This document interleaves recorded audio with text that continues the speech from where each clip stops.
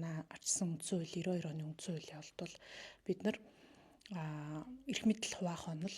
За энэний гол зорилго бол хүний эрхийг хамгаалах ийм зорилготой энэ үндсэн үзэл санааг шингээсэн үндсэн хуулийг баталж чадсан. Үндсэн хуульд бид Монгол хүн болгон, иргэн болгон эдлэх эрхийг зааж баталгаажуулж өгсөн. За энийхээ хүрээнд 34 жилийн турш үүнийг улам баттгах үйл явц бол явж байгаа гэж харж байгаа.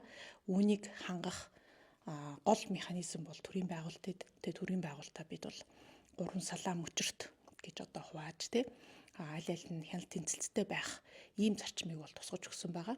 За энэ нь бол мэдээж алдаатай оноотой ч гэсэн бид бол энийг засаж залруулах үндсэн хуулийн нэмэлт өөрчлөлтөөр бэхжүүлэх ажлыг тасралтгүй хийж явж байгаа. Тэгэхээр бидний өнөөгийн ардчсан Монгол улсын суурийг тавьж байгаа хууль энийг улам баттгаж сайжруулах тал дээр өдөр болгон бид нар бас хичээж ажиллах ёстой гэж хардаг. Хүний эрхийг Монгол улс бас 1960-аад онд нүүбэд илсэж нүүбээс гаргасан улс төрийн эрхийн пактууд, хүний эрхийн энэ конвенцуудад маш эртнээс бол нэгдэж орж үүнийгээ бол Монгол улстай хэрэгжүүлэх энэ үйл ажиллагааг тасралтгүй хийжсэн үндсэн хуулиндаа ч гэсэн бид нар хүний эрхийг хуульчилж баталгаажуулж өгсөн. За энэ бол хүний эрх бол хизээж абсолютны бүгдээрингийн 100% хэрэгждэг газар бол мэдээж байхгүй. Альч өндөр хөгжсөн хүний эрхийн анх концепц үүссэн газар ч гэсэн энийг бол байнга сайжруулах, тэгээд өөрчлөгдөж байгаа нийгмийн харилцаан дээр үндэслэн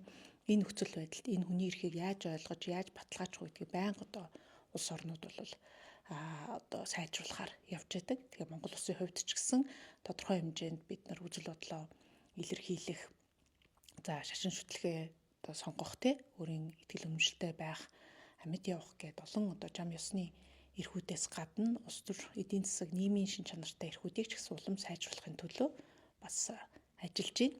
Харьцангуй хүний эрхийн хувьд бол манай Монгол улс олон улсын тавцанд бол маш сайн үнэлгээ авдаг. Эерэг бүхнийг Сүбэдэ Зэгмэнэс